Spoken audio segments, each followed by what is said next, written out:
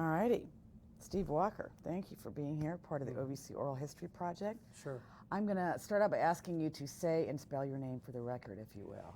It's Stephen Walker, S-T-E-V-E-N, Walker, W-A-L-K-E-R. In the first 10 years of the movement, I was Hopson Walker, H-O-P-S-O-N-Walker, but Okay. I'm Walker now. Known by many who loved you as Hoppy. Hoppy. Okay. Steve, why and how did you first get involved in the crime victims movement? In reality, now that I look back on it, as a clinical psychologist going all the way back to 1975, and prior to that I was an American Baptist minister, I had interactions with victims, especially in running alcohol and drug programs. We didn't state it that way, but my first formal involvement was in about 1988. I was a professor at Fresno State. Fresno State had started the first victim certificate program in 1985. It was written by a gentleman by the name of John Dusich, who was there for a year. He wrote the program and then left. And in '88, I was asked to take over the program. My claim to fame at Fresno State at that time was dealing with criminal personality, but they asked me to take over the program. At that point, there had been 25 people to take the 4 courses. No one had ever graduated. And so I literally took the files from another department and brought them to the crim department, and then started going to every conference I could find. At that time, NOVA had the Horizon Series. I went to the Horizon Series. I went to any conference that came across my desk to learn about victims' issues. What I found very quickly as I took brochures about the certificate program is that they would disappear. And I realized, and people started asking, how can I take these 4 courses in victimology, victim services, family violence, and legal issues? How can I take these 4 courses in Iowa or New York or Florida?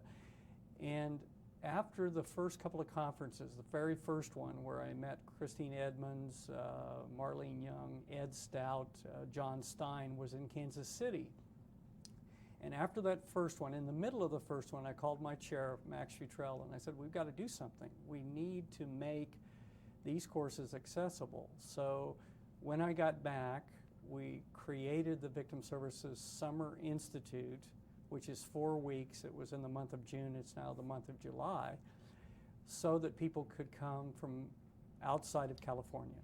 And so for 15 years or so, we've had the Summer Institute. So that's how I got involved.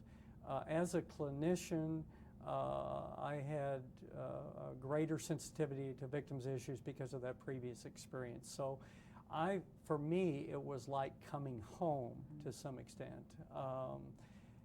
Being involved with victim advocates, I met many, many committed people, and I traveled all over the United States whenever anyone wanted information about programs or wanted me to meet with academicians. I would ride the train. I took the train to Ed Stout, and we spent 2 days at St. Louis University trying to start a program. Soon after that, because I was one of the few academics around in the field, I was asked by Doris Tate to be on a new board called COVER, Coalition of Victim Equal Rights, I believe it was. And it was her private nonprofit legislative program. And I was on that for 4 or 5 years. So that was my introduction to the field. Coincidentally, I'd actually met Jim Rowland in 1981 as I was running alcohol and drug programs, but that was completely out of the context of victims' issues.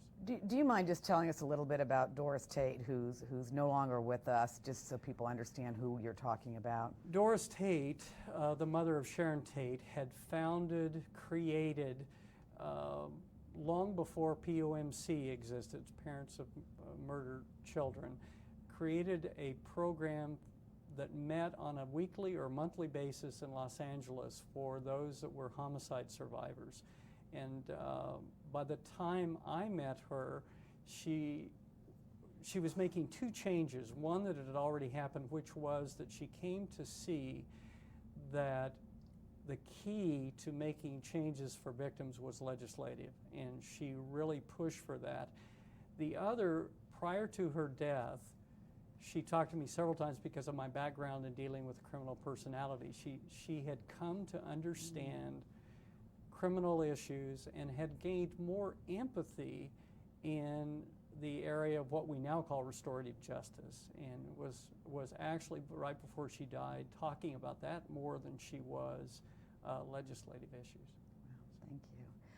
I want you, Steve, to describe the field of victim services when you first entered it, but also, if you would, because of your background, the field of criminology or the teaching of criminology at the university level. So it's a two-pronged question for you. This would have been about 20 years ago, and having had the luxury of being at the ground level in the field of alcohol and drugs prior to certification in that field, when I first got in the field, I sensed that it was a new field. These were not junior psychologists, they weren't junior social workers, they weren't junior lawyers. This was a field with a particular expertise. So from the beginning, my search was for the knowledge base, and you can imagine the 4 courses have evolved. Initially, there were no books in the field, and we all did it through, back then, mimeographing things, now copying things. So it was a very dynamic field. The field of criminology, which is relatively new, starting in 1930 out of sociology, was not accepting.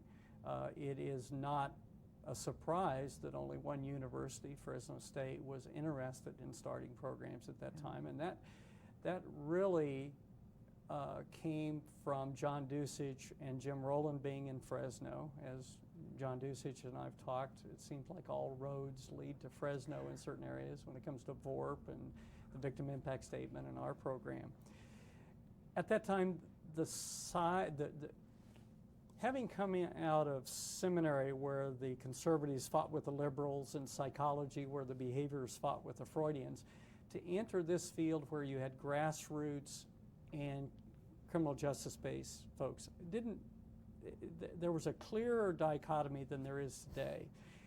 But I didn't see that as a negative. I saw that diversity as a positive. So those two major things, that this is a new field and that the diversity of the field will be its saving grace. Now, to academically meet those needs meant that we had to create a series of courses that touched on every area for both criminal justice and community-based programs. There was a fear of professionalization. As I often say, we never used the C word back then, the certification. We never talked about it because as a male, as a criminologist, as a psychologist, I had 3 strikes against me walking into this field. And so my bias, as I'll talk about in a little bit, was to keep my mouth shut and listen and to find out what the needs were. There was suspicion of academe, but there was an openness to the few of us that were around that I appreciated. But there was less advocate confidence, as I see today. Many of the community-based program folks had no college work. Some of the criminal justice-based people did. So they didn't see the need when I first got started. But with the advent of the Summer Institute and then later NBAA, the need evolved. And always, it was important to us in our academic programs to have advocates involved and to get their feedback. And that's always been the case. We still have part-timers teaching some of our courses that are from the field in Fresno and the Central Valley. And looking at your pioneering areas in the victims field, what was the greatest challenge that you and your colleagues faced in effecting change? I believe that there were 2. One was the field's tenuous attitude towards academics in general, and not fighting that directly, but simply letting it change through time. But that was one. The other, frankly, was the lack of bureaucratic support at our university. I had the support of my chair, and but there was no time allowed to do this. There was absolutely no money. And the best thing happened that I hoped that I could hope for was a laissez-faire attitude. But there was not an understanding among criminologists about how important this was. In fact, a whole liberal wing of criminology was totally against victims issues because they saw it as either or. And I've preached for 20 years that you do not have to take away criminal rights, you simply beef up victim rights. But there was this fear that as victims issues became preeminent among criminologists, that issues regarding criminal rights would disappear. And so there was an underlying, among faculty, resistance, but some underlying support from administration that was a saving grace. In starting the 3 programs that we started, and hopefully the Joint Doctorate is the 4th in the future, most of the time I paid my own way to conferences, and because I was still in part-time private practice, I was able to do that. I essentially used that money.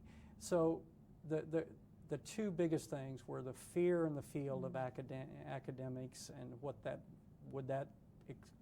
the lack of their training, the lack of training caused them to be excluded from the field, and the other was the lack of support.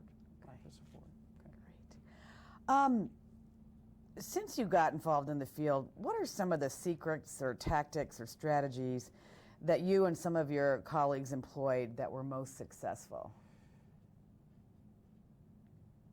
Once I started going around to programs in various cities of the United States, talking to advocates, helping advocates look at universities, I wrote what I today call an underground little newspaper, 2-pager on how to subvert the system.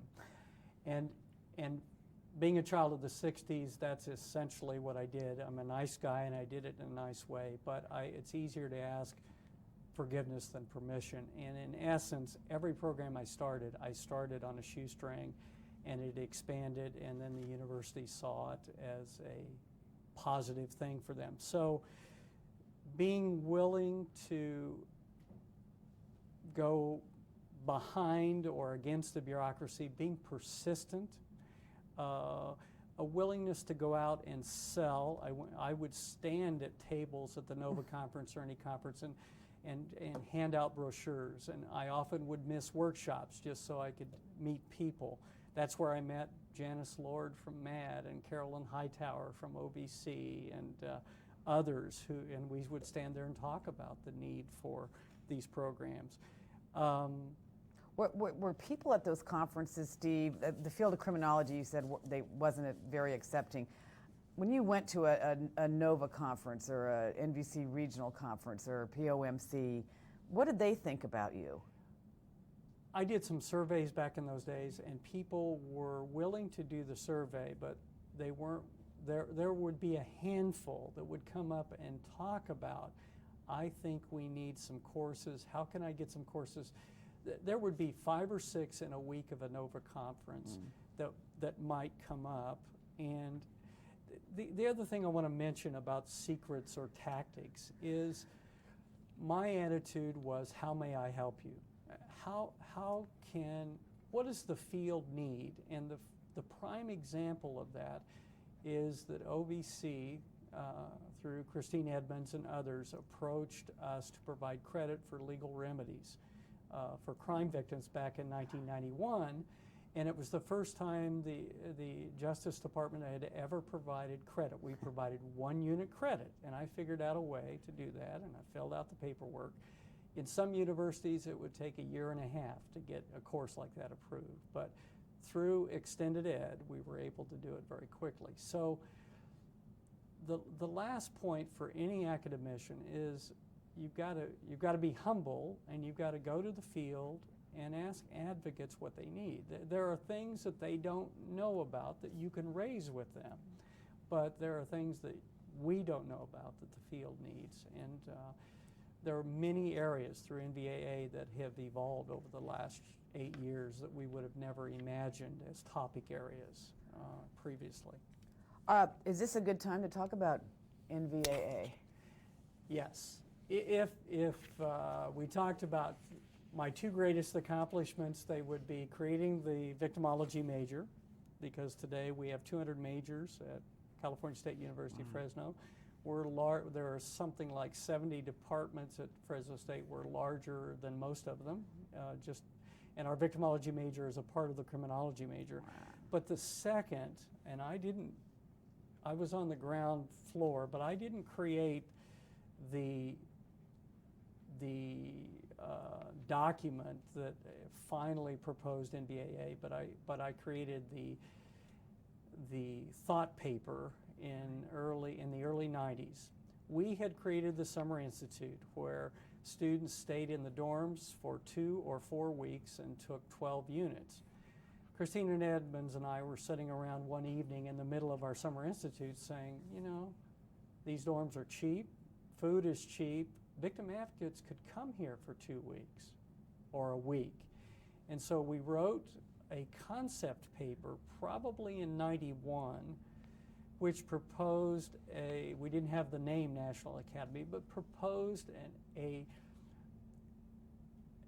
1 week's worth of basic information delivered to the field over and over and providing academic credit.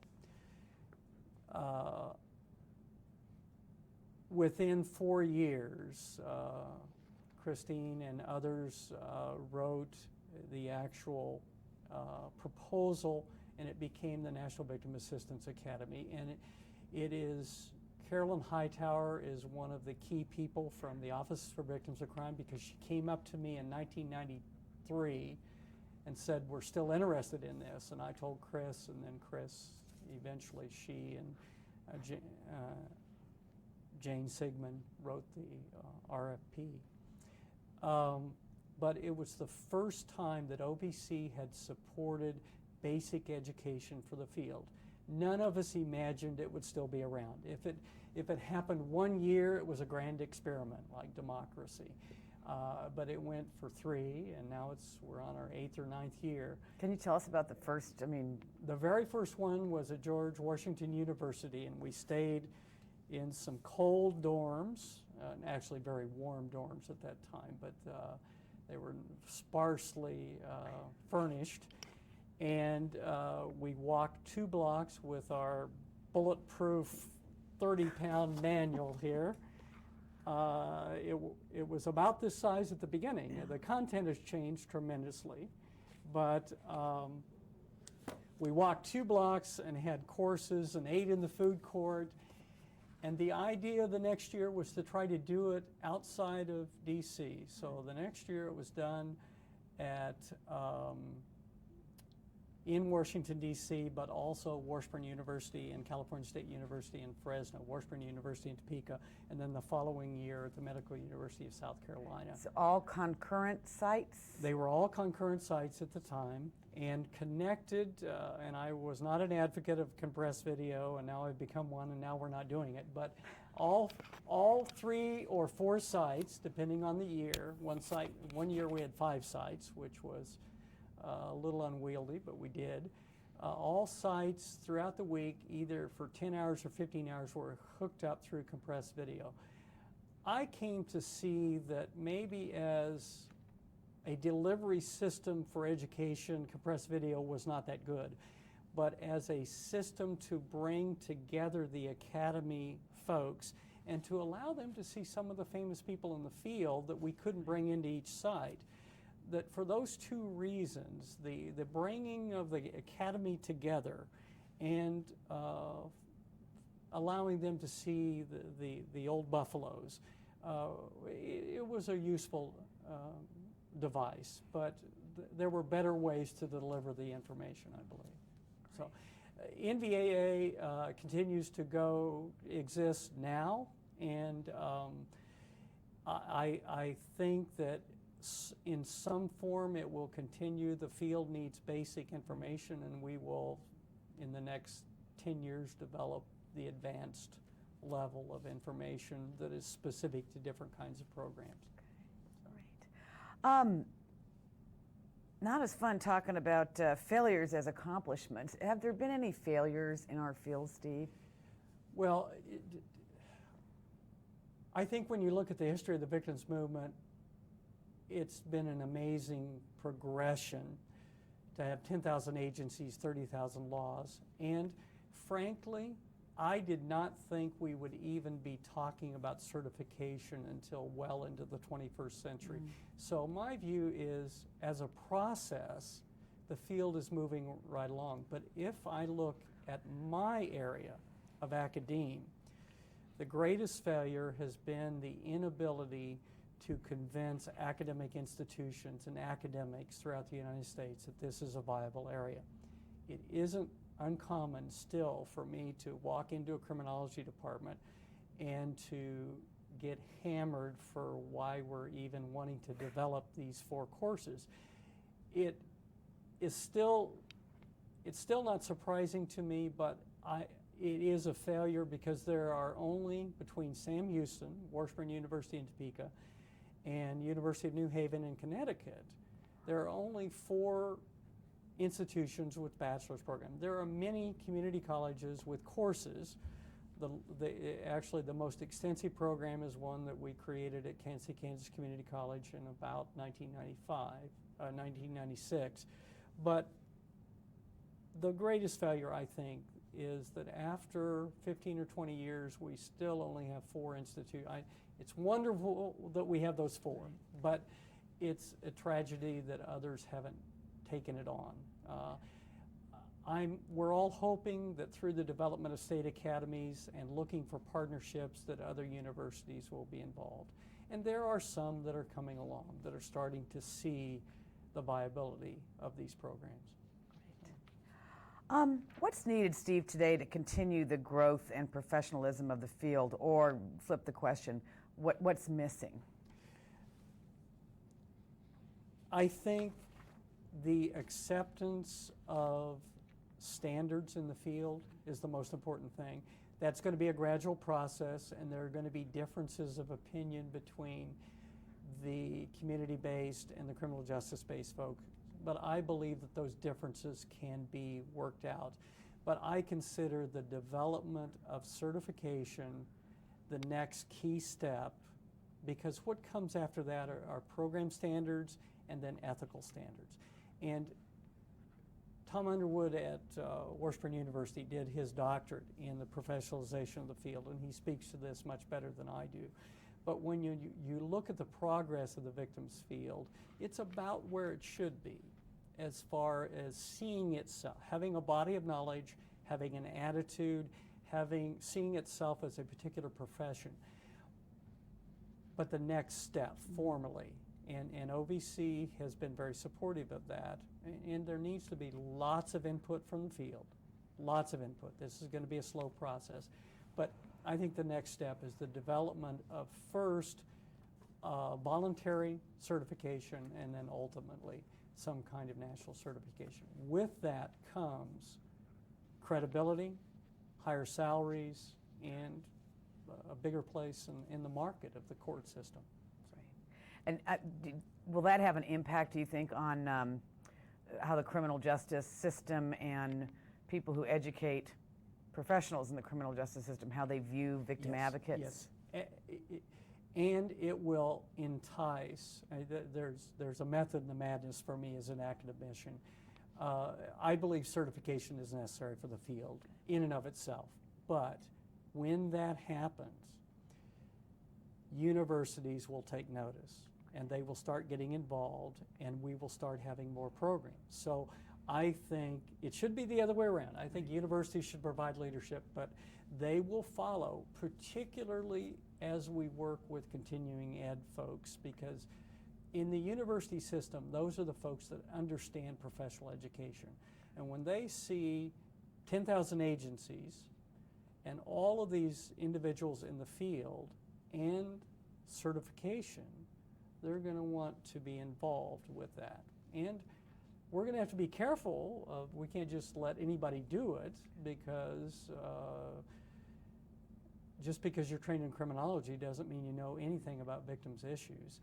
So we're going to have to have our standards in place regarding training and education when that happens. But it will happen, and that's my hope. Okay. Got any advice for professionals and volunteers in the field, and in particular, Steve, ones who have more recently joined the field who don't know the 30-year history? Okay. Number one, you're in a wonderful, exciting field that brings together much diversity. You'll find people with every philosophical attitude in this field, and I consider that a wonderful thing. So, and number two, you need to learn about the history. You need to know the effect of the civil rights movement, the anti-war movement, the women's movement, the law and order movement.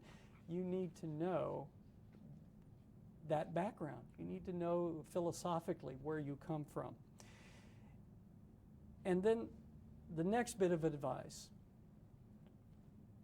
Back when I was an American Baptist minister, the average stay at any church was 2 years. It was a very stressful occupation, lots of turnover. We're probably, if anybody did any research, and we're hoping as we start the Joint Doctorate in Victimology soon to have research in these kinds of areas, I think we're going to find that that's probably 2 to 4 years is the average turnover in this field. And so the question is, why is that? Well, it's a very stressful field. So the second bit of advice is to take care of yourself and to network, because that's how your family's not going to understand what you do. Other people in the community are going to be curious. In the old days, they wouldn't talk to you once they found out what you did. But now they're curious. But the people that really understand what you do are other victim advocates. So through education, through conferences, through NBAA, network. Many states have annual state academies, and it's a wonderful resource to go back every year as an alumni and get your infusion from the field. Do that consciously, because none of us do a very good job of taking care of ourselves until we're sort of sinking. And so that would be my last bit of advice, to take care of yourself. Okay.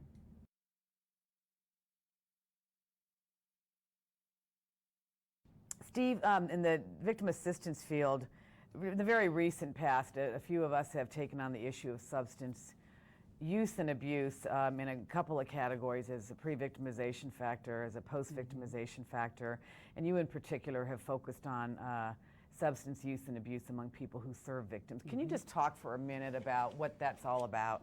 Yes, I had earlier said that my advice would be, one of the things I would say is take care of yourself. And part of the reason for that is that standing back and looking at the field, and I love this field and I love the people in it. They're some of the nicest people I've ever met, and like I said, it was like coming home for me.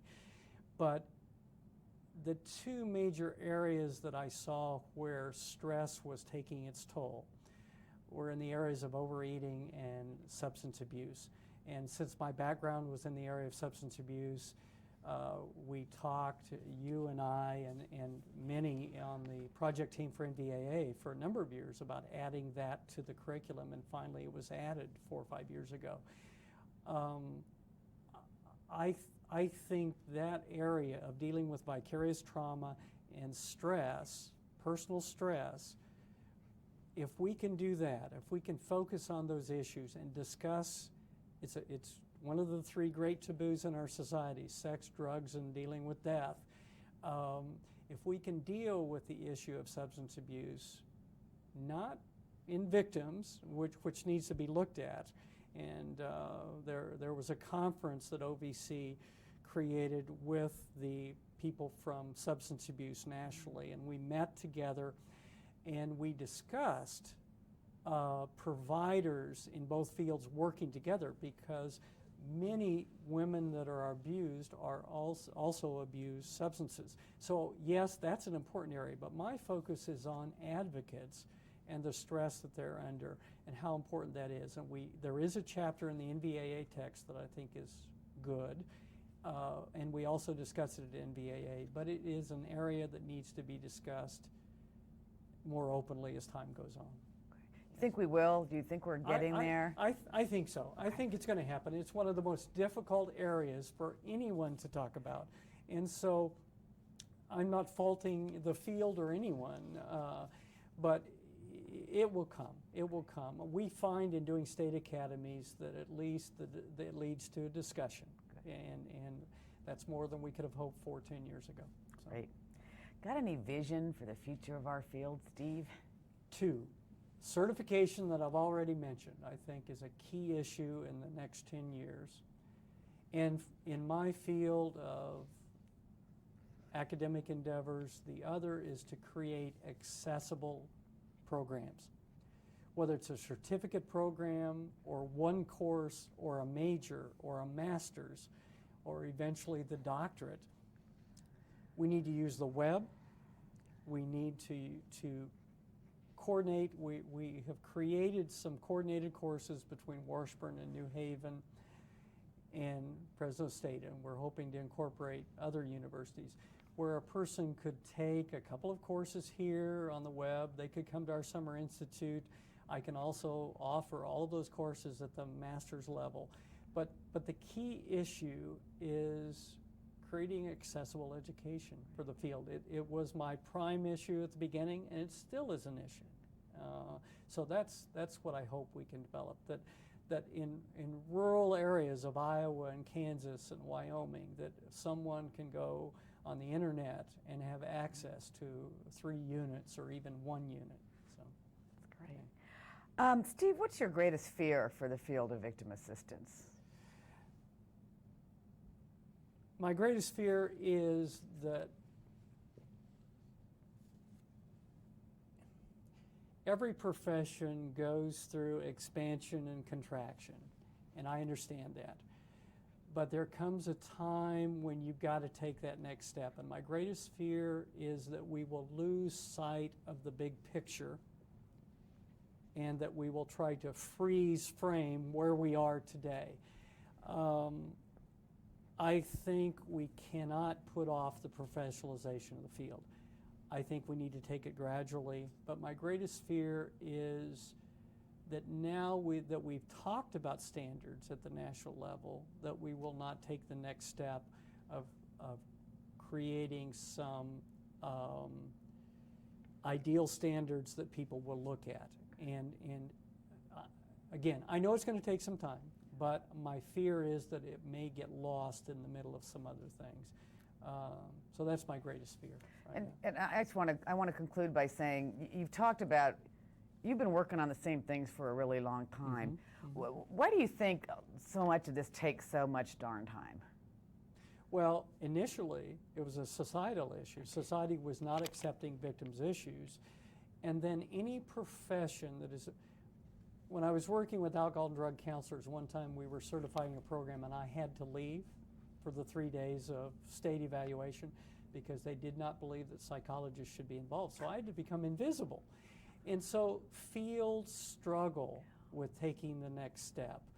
And what's wonderful about the victims field, when you actually look at the history, in every 5-year period, there's been this fear to get involved. There was a fear of having VOCA funds, that money would have strings attached to it. But the field is an extremely vocal, independent field. And so that fear has never been realized, that they've been co-opted, as we said in the 60s. So the fear of the field and just every organization, every profession goes through periods of inertia where and you get worn out. The greatest problem in the anti-war movement, as I look at it today, is that we did not create a second generation. The reason the civil rights movement almost died was that they didn't create, that it took them a while to create the next generation of leaders. But we have that in the victims field, and we have the young buffaloes, and they're going to create this field, expand it in a way different than maybe some of us imagine, but that's fine. I just don't want them to get stuck. That's my fear. Anything I haven't asked you that you want to add as a final thought? No, I'm fine. Great. Thank you very much. Okay.